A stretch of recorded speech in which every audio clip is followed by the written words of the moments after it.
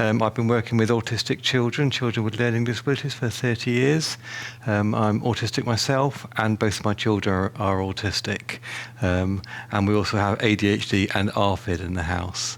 Over the years, I've built up this kind of model of what autism is to me. And for the past 3 years, I've been working in the NDC, the Neurodevelopmental Clinic in Swindon Cams.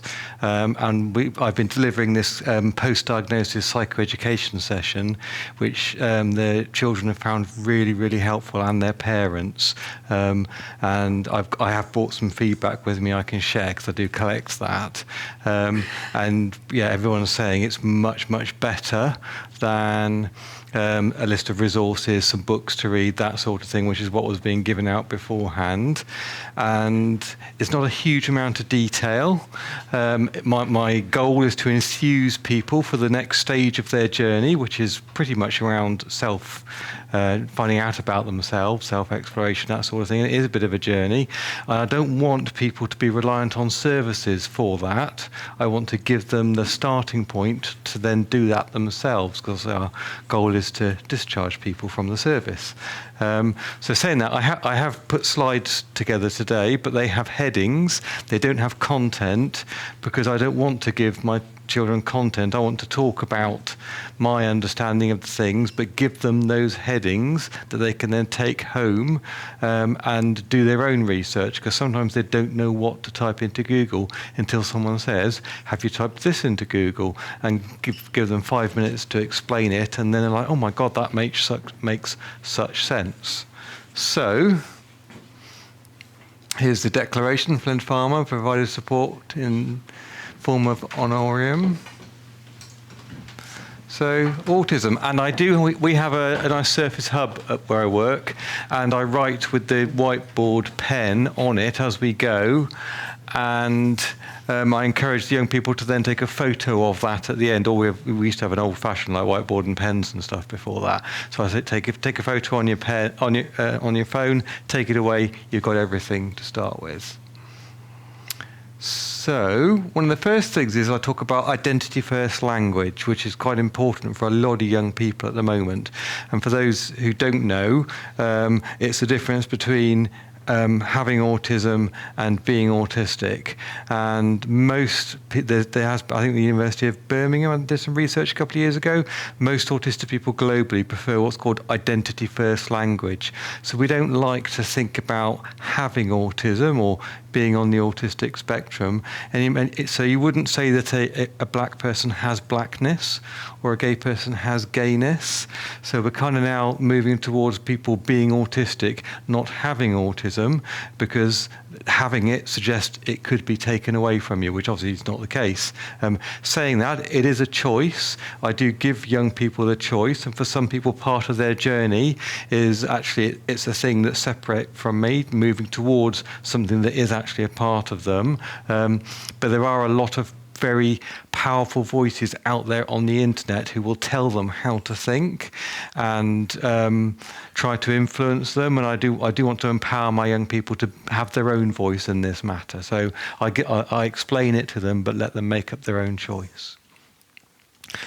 And then I talk about diagnosing, because helpfully in Swindon, depending on where you get your diagnosis, you could be diagnosed with DSM-5, ICD-10 or ICD-11. So not helpful. So I tend to kind of go back to where it all came from, which is the triad of impairment, which although some of the autistic advocates are moving away from, my young people find it really, really helpful.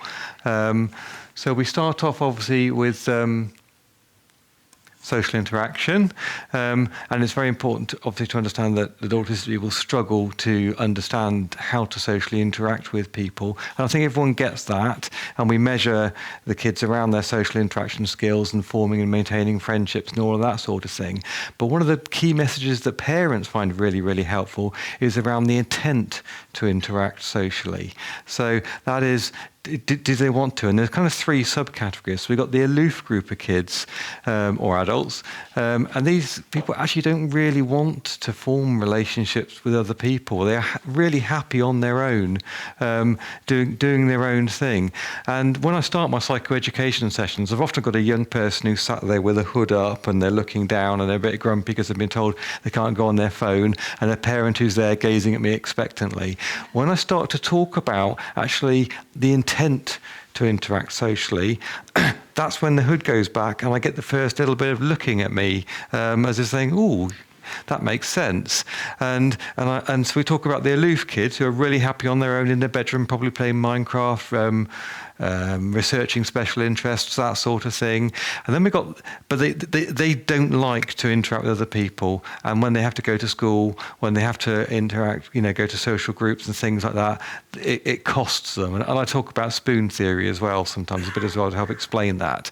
And I say, for parents worrying that their child is lonely or missing out can be a bit like a monkey being worried that a fish can't climb a tree. And this is often the first bit where the kids are engaging with me. But then talk about the passive kids, and again, they don't tend to get lonely and they don't seek out social interaction, but they don't avoid it the way the aloof group do. And then we have the active but odd kids who really want to get out there and make friends and have a social group, but don't have the skills, or they try and they get it wrong and they get bullied, or they try to be something that they're not in order to fit in, and they might actually get groomed or be hanging around on gangs, or being made to do things they don't want to do. And this is where I then encourage kids to think about which one of those three they might be. And I think most of the time they engage and they say, and the parents say, well, I think I know what you are, but what do you think? And it's interesting, over time, most of the kids are probably leaning towards active, but their experiences with particularly adolescents at school have pushed them more towards being passive, which I suppose isn't their natural way of being, but it's just been really tricky for them. But there are quite a few aloof kids out there who just really don't want to interact at all. Then we've got social communication, which is obviously all the non-verbal aspects of communication. And I encourage kids to think about whether they, how much body language they can read as well, and things like that. And I talk about how actually for us autistic people, we've literally only got the words that are said to us sometimes, which is why we take things so literally.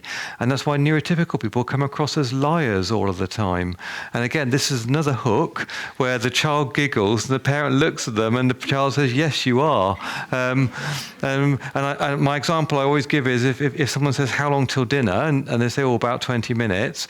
Bang on 20 minutes, I'll sit at the table. 22 minutes later, dinner arrives. Well, I'm going to tell you off because you lied. You said 20 minutes. It's now 22 minutes. So straight away. So I think as long as parents accept that from the child's perspective, they are serial liars, they lie all of the time, then everybody knows where they stand. And usually by this stage, I've got the kids because this is making sense to them now. But again, with social communication, I talk about sometimes is what's not being said is as important as what is being said. And then finally, we've got imagination. And this is where I obviously try and get a little bit of interaction from the families. And I talk about how, to me, the impairment of imagination is really, really key in autism. And it's one of the biggest drivers for all the anxiety that we all experience.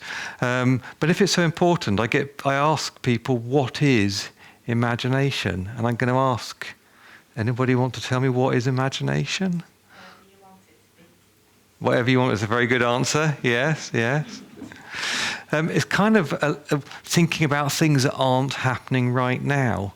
And it kind of gives this neurotypical people this magical ability to read people's minds and see into the future, which autistic people can't do. And it's not that you guys, can't do that. But what you do is you read people's body language and you generalize everything you know about information, you pull it all together to come up with a model. So before I could come here today, when you first booked me and gave me the date, and again last night, I was on Google Street View looking up the place, going up and down the road, looking at the satellite maps to try and reassure myself and to help me to understand where I was going. If you always shop at Tesco's and then one day you're on holiday and there is no Tesco's and you've got to go to Aldi, you're not terrified thinking, oh my God, there could be anything in there. You know there's going to be frozen food and trolleys and art checkouts and all of those sorts of things. So you use your imagination to pull together everything you know about a situation to work out what to expect. You can read people's minds. You understand the impact of what you do and say on other people by reading their body language and also pulling together all of your experiences of interacting with people over your lives. And it's why sometimes autistic people can come across as very direct or unkind, or even sometimes when kids are being violent towards their parents, they're not truly understanding the impact of what they're doing and saying on those parents. And again, that's quite a profound moment for parents, and parents understanding that often improves their relationship and their understanding of their child. So I'm rushing because normally I fit all this into an hour session, and we're doing it in 45 minutes. I then move on to sensory integration to change it, and I get people to think about senses. Now we've got 8. Have we got any OTs here? Good, because you won't give the game away in that case. So we've got 8 senses, and I get the families to think about how many can they name, because it's really important, because we experience the world through our senses. And if I had a blind person here and a deaf person here, and they both kind of describe this room to me, I'd get 2 very different descriptions of this room, and I would get 2 very different sets of support needs. So I think it's really important to understand someone's sensory profile, because that's how they experience the world. So as a group, how many senses can you name? I'll count them on my fingers. Shout them out. Sight, smell, hear, taste, touch, vestibular, perception, interoception. Well done, you've got them. You passed the test. So, and sometimes parents who've done a bit of research can answer that as well. But sometimes people really get stumped after 5, and we have a bit of a joke around, seeing ghosts and things like that. So, but we talk about, how senses integrate with each other and synchronize. So I don't know if you want to, if you pick up your little itinerary and hold it in front of yourself like that and move it from side to side, you can't read it. If you turn your head instead, you can read it because your vestibular sense synchronizes with your sense of vision. And sometimes that can play up. Screening out unimportant information can be tricky, but also senses can be over or undersensitive. And our brains need just the right amount of sensory information from each sense in order to feel okay. And if it gets too much, we get overwhelmed and we try and reduce it. And if we don't get enough, we seek it out. And sometimes that can look like other things. So obviously, people who get overwhelmed in environments where there's normal levels of sensory information for everybody else will come across as anxious or hypervigilant. And people will say, that they're not concentrating, they're all over the place. Maybe it's ADHD. But the same with people who are seeking out sensory information. It can be the same as well. And this is always better doing this talk in person, because I do a lot of online talking as well, because so many people are touching their faces in this room. And so many people probably didn't really, you're all looking around at each other as well now, aren't you? Thinking, I didn't know. Exactly. I'm judging you all. Because actually what you weren't getting was enough tactile information, and you didn't think, I'm not getting enough tactile stimulation, I think I'll touch my face. Without thinking about it, you just automatically did it without thinking about it. Blokes, we're better because we got a little bit of stubble as well. It's really, really helpful. I'm a tactile seeker. I have this little ring on my finger that I can move up and down like that to get some tactile stimulation. That's really, really helpful.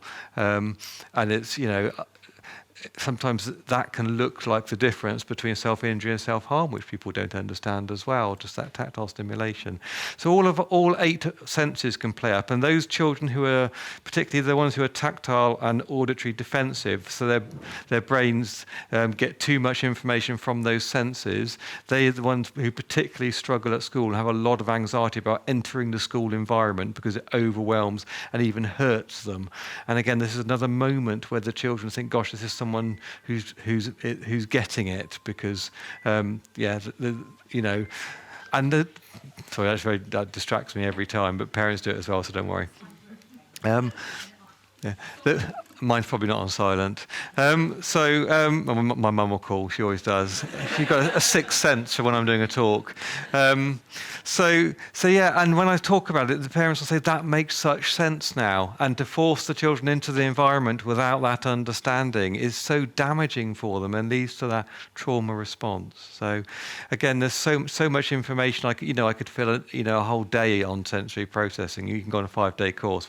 I do 5 minutes. So I'll move on from there. I want people to Google and research and understand sensory integration. I also mentioned interoception and its impact on how we experience emotions and hunger and thirst and things like that as well, because that's really, really important for people to understand.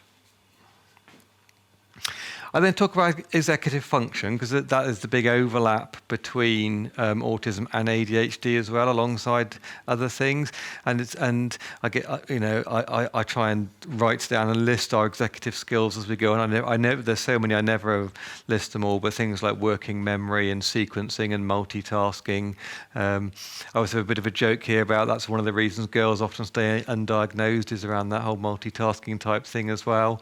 And they're better with their executive skills sometimes, and that sort of thing. But that's sequencing. But getting started, initiation of actions, that's one of my biggest weaknesses, getting started on something. I'm the world's worst procrastinator. This is where the penny starts to drop that often maybe Dad might be wanting an assessment as well during my psychoeducation session, which is quite key. And interestingly, I can refer to the adult pathway from CAMS. So often parents walk out of a psychoeducation session with one or the other, or sometimes both, thinking about whether they want me to refer them to the adult pathway. Usually Dad, if I'm honest. So initiation of actions, monitoring of actions, how's it going, that sort of thing, emotional regulation, working memory, could go on and on and on. I do have a little handout, a little PDF written by an autistic lady in America that goes into executive function and how it affects autistic people in particular, that I often email out after my sessions with families as well, which they find really, really helpful.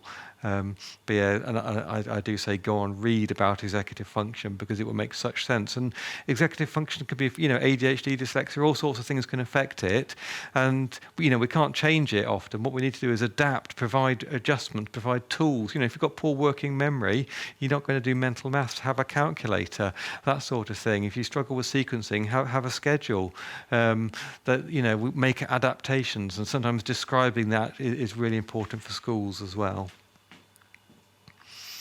I then talk about theory of mind. It's a bit of an older theory, but it kind of extends on from some of the triad of impairments, and how it can lead to what people describe as mind blindness. Starts developing at around age 4, or I think there was some research a couple of years ago that said it might develop a bit earlier. Some people might suggest that maybe that ability to understand the impact of what we do and say on other people might take a bit of a backseat during the adolescent years as well. I've not read anything about that, but lots of parents will tell me that is the case. Often I will then say, because sometimes kids who've done a bit of research start to say, theory of mind, not so happy about that. And I will say, I will come on to double empathy in a minute, but we need to understand where, a lot of thinking has come from. But one of the important things I think to take from this is theory of mind allows us to understand what other people do and don't know. And I think that's quite important, because some of the kids I've worked with, there's stuff that they could tell people that would solve problems that they don't tell people, because they assume that because they know it, other people know it on an instinctive level. But also, sometimes when you know something and you feel it really strongly, you know a lot about something, and then you find out other people don't know it, it's because they're an idiot. And so again, from an autistic perspective, neurotypical people are lying idiots. And this is another moment at which the children laugh and say yes, and the parents say, what do you mean? And the example is, if someone has a special interest, for example, in Doctor Who, and they know everything about Doctor Who, then they ask you a question because they want to hear the answer, and you don't know the answer, you're an idiot, because the answer is obvious, because everybody knows this obscure fact about Doctor Who. So theory of mind does explain that really, really nicely.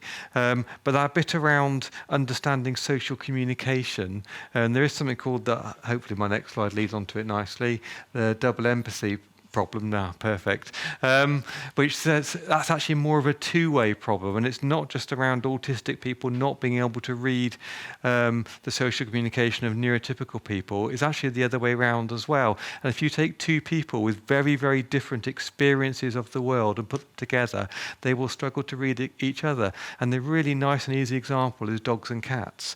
And if you think of autistic people as cats and neurotypical people as dogs, and first of all, if you put a cat in a dog world, it's not going to be happy, because dogs like a very different environment to cats, don't they? They're boisterous and slobbery and waggy, and whereas cats are, very, very different. But also, if the cat starts twitching its tail because it's agitated, the dog will think it's happy because it's wagging its tail. And if the cat starts purring, the dog will think it's growling because it's agitated. And the same with the dog wagging its tail, the cat will think it's, so it's a two-way problem. And often that explains why autistic people sometimes do better with other autistic people. And even those, in my experience, those autistic kids who really, really struggle to form and maintain relationships, put them in a group with other autistic kids, and actually they tend to rub along okay, and there's a different style of communication. And sometimes those kids, particularly those teenage girls who I'm doing developmental histories with, and we're looking at their relationships over time, they've kind of gravitated towards the other probably diagnosed or undiagnosed kids, and that's who that's their friendship group, and they have this kind of different way of getting along together. And it's not just other autistic kids, it's ADHD kids as well that they're getting along with as well. So and I think that can be really helpful. And sometimes the kids who are trying to fit in with other kids at school and it's just not working, sometimes part of their journey towards a better life is accepting, actually, I'm always going to struggle to mix with those kids. I need to think about hanging around with other autistic kids. And that's a bit of, sometimes for some of them that's a bit of a leap. For some people it's just the way they've gone. Central coherence, I always find really, really helpful to think about, because this is obviously the neurotypical ability to get the bigger picture, to look at a situation, to disregard the unimportant information in that situation, and to pull everything together to get the bigger picture. So you guys know why you're here today. And if when you'd walked in, I don't know whether it was or not, the signing in sheet had been at the table there, you'd walked in, you'd looked around, there's a screen, there's chairs facing the screen, there was a bit of paper there with everyone's name on it. Some people have signed against their name. And then you would kind of pull together in your mind, using your imagination, everything you know about why you're there and what that's likely to be, to come up with what you should do. And you would sign your name. Guess who didn't sign his name and had to be prompted? So autistic people often walk in and see all of the information but never link it together and struggle to disregard the unimportant information. Because if I was to visit you guys at home tonight and ask you, what colour were the curtains, what colour was the floor, you probably wouldn't remember that information. Whereas the autistic person would remember all of that detail, but would sometimes struggle to get the bigger picture. So the example that's often used is, to whether someone sees the forest or whether someone sees all of the trees instead. Now it can lead to some good performance at certain tasks. So we're good at spotting patterns. We are actively recruited into some industries like GCHQ, love autistic people who are with weak central coherence, as it's called. The IT industry, there's a lot of us working there. Computer coding, so you've probably been on the phone to people trying to solve computer issues, haven't you, and realise who you're speaking to. But also recycling as well. Some people will see a big pile of rubbish, I'll see the glass and the plastic, so we are recruited into that. And sometimes someone who can see the bigger picture and someone who's got really good attention to detail, put them together and you've got quite a good rounded team sometimes. Alexithymia, something else that's really important, I think, that really hits home for some people. Literally translated is ancient Greek, like. Do you know what autism, where the word comes from, by the way? Ancient Greek autos, meaning self. automobile, automatic, that sort of thing. 1911, Eugen Bleuler first came up with it. He wrongly identified kids he said they had childhood schizophrenia. Except his thinking is that it was Asperger and Kanner in the 1940s who then first applied it to autistic kids. But there's someone who's missing from history. Do you know who that is? It is a woman. That's why she's written our history. So, by the blokes who then wrote it. So, Sakhareva. Yeah, she's Russian as well. So another reason to get written our history. In the 1920s, psychiatrist in Moscow. She was the first person. So, Granieva Sakhareva. Don't ask me how to spell it. Just Google. Yeah, Moscow psychiatrist, 1920s, autism, and she'll come up. So I always post about her on International Women's Day because we need to get her written back into history, don't we? But alexithymia, I digressed, went off on a little tangent there. Literally translated, no words for emotions. So we think the bits of the brain that deals with emotions doesn't communicate that information with the language parts of the brain. So people end up not understanding or being able to experience their emotions the way a neurotypical person would. So whereas, if someone else who's about to deliver a talk might think, gosh, I'm a bit anxious about that talk tomorrow, the anxiety is building, I'm going to be sat at home thinking, I've got a tummy ache, my head feels funny, I feel a bit dizzy, my hands feel a bit sweaty. I'm going to be focusing in on the physiological sensations and not linking that to the emotion that I'm experiencing and then understanding that that's what's going on, that's what I need to do about it. And I've had kids who've had all sorts of medical interventions to try and understand these physiological sensations, and then they come across us in LD CAMS and we're like, oh, it's probably just the anxiety. We do a bit of a functional assessment, look at when it's happening, a few ABC charts, it's around anticipation, that sort of thing. But also, part of this is the discrimination of emotions not directed at the self. How am I doing for time, all right? Cool. So, awesome. Slow down a bit. So your child who's sat there, being really good at school and they're doing their work, there's a child over there who's being told off by the teacher. And this is another moment where kids say, oh my God, that's totally me. That teacher is telling that child off, and they've been on autism training, so they're using that child's name so that everybody else who's not involved knows it's not them.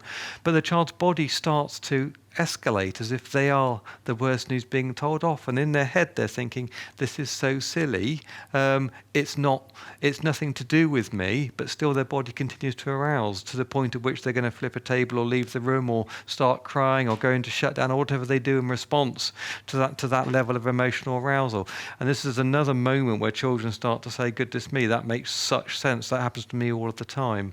And I've even had I think I did one a couple of weeks ago, and this was a young lady who I was told she won't engage.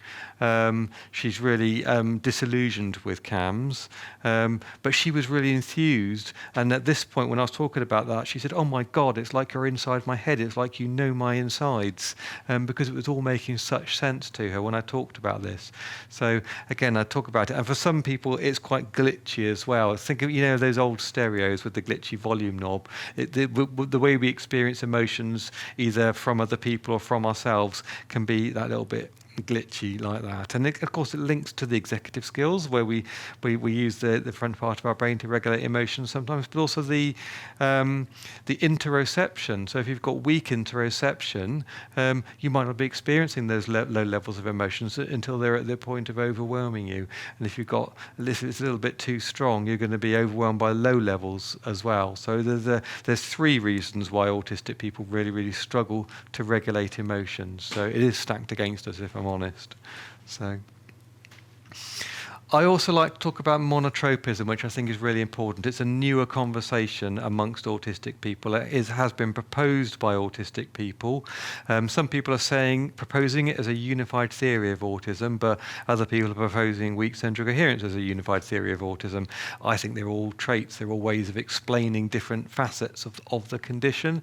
And for some people, they make a lot of sense. And also, sometimes it's a very tangible way of explaining things to other people, so they can think, okay, those are the adjustments that maybe I need to make for you. So monotropism is around people having a very single way of thinking, a single train of thought. So autistic people tend to have a very narrow range of strong interests that we can devote a lot of energy to for little cost to ourselves. And anything that falls outside of the radius of those interests, we really struggle to attend to at times. So, so if I've got a strong interest in history, and I'm going to live and breathe and think history, and at school I'm going to be doing amazing with my history, but if I really, really struggle with maths because it falls outside of my interests, then the mental effort involved in trying to engage in maths is just so much that I literally can't do it, and it's going to look like ADHD sometimes.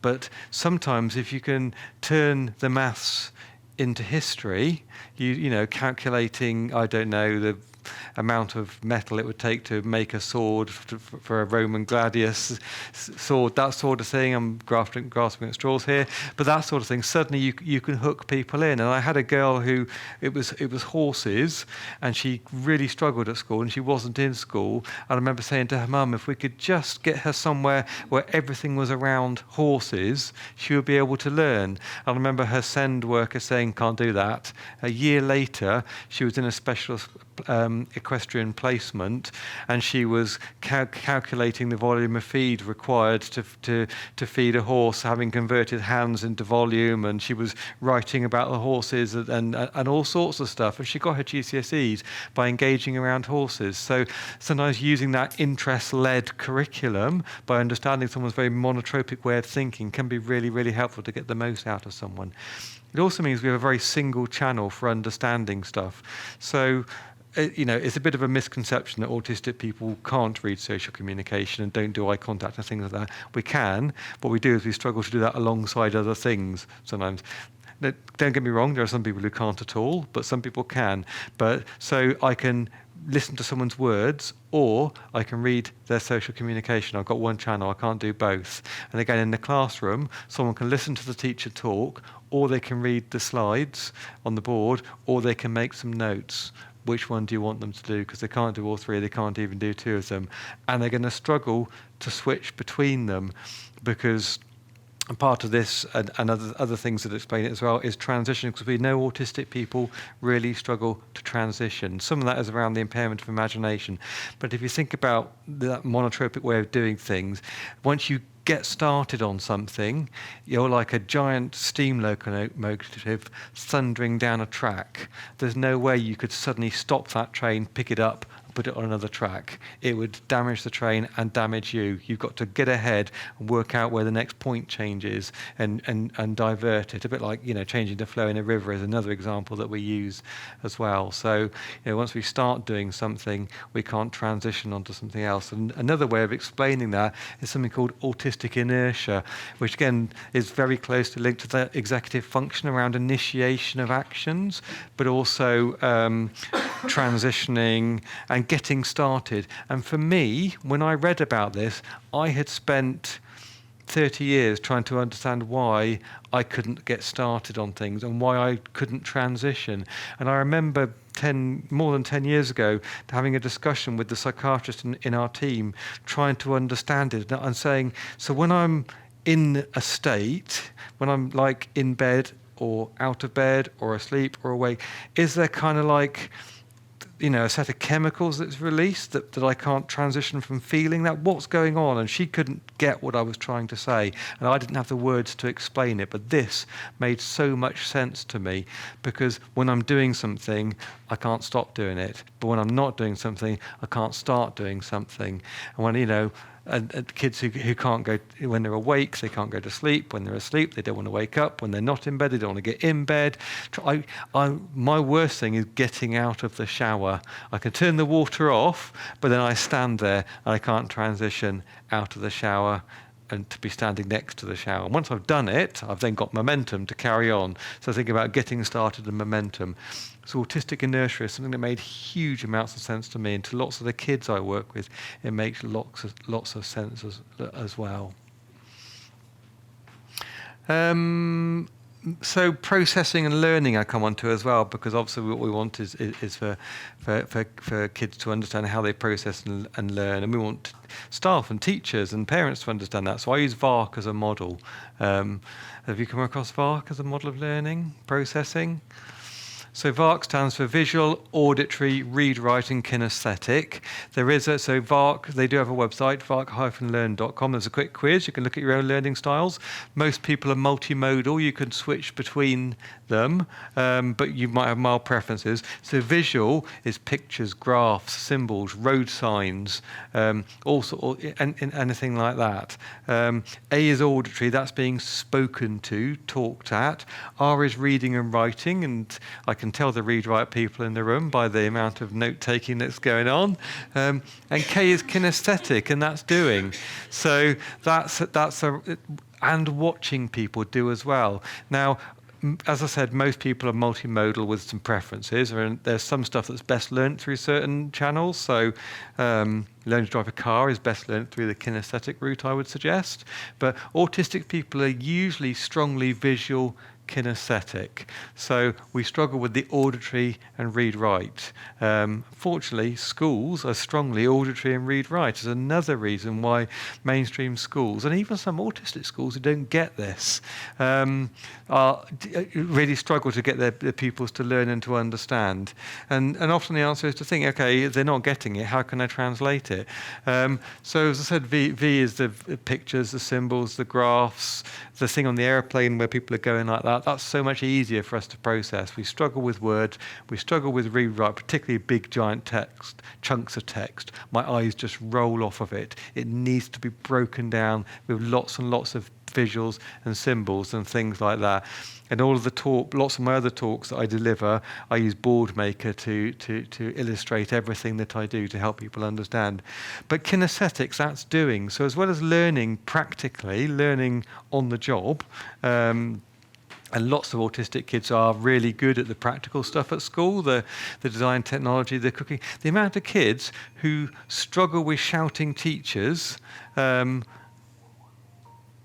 getting a Teams call. I'm conditioned by that noise.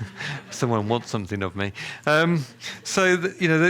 We really struggle. So, kinesthetic doing. So, videos, YouTube, TikTok falls under that category. How many kids are watching endless? That's how they learn to do things, because it is their preferred learning style. So once people understand that, go, okay. Actually, sometimes it's less around thinking, oh God, they're on YouTube again. They're scrolling through TikTok. It's around thinking, okay, what are they looking at on there?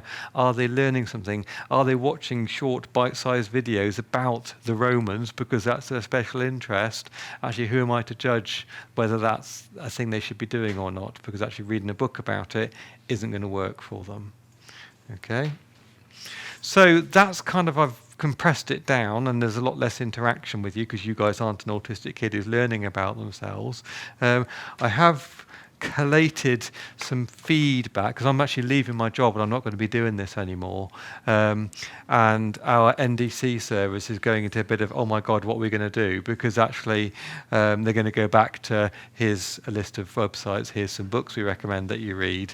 And some of my, we use I Want Great Care in Swindon CAMS to get feedback. I've got a QR code on my watch, so I just say, could you scan this, please? And people, so I get loads. In fact, I'm probably the only one who gets feedback at work, actually, because I'm the only one who remembers. I did have this all loaded. Come on now, here we go. So loads of people saying clear, informative, lots of I think sometimes it's around, because I want to enthuse people, I want to get them excited and ready to go and wanting to learn about themselves. I get lots of feedback about that. One girl wrote, and this is one of my favourite ones, I walked into the session not knowing anything about myself, and I walked out knowing all sorts about myself and understanding myself. People saying the way it's explained was excellent, genius. People saying, one guy wrote, I enjoy talking about cats. So someone else wrote, Mum and Dad learnt a lot about me, which I think says a lot, doesn't it? Because that person was not understood. informative. Just lots and lots of people talk about informative and understanding and knowing how to support, and people just loving it and feeling really enthused and excited for the next stage. And actually then perhaps understanding they are not mentally unwell.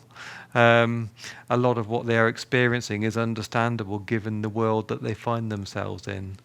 So there we go.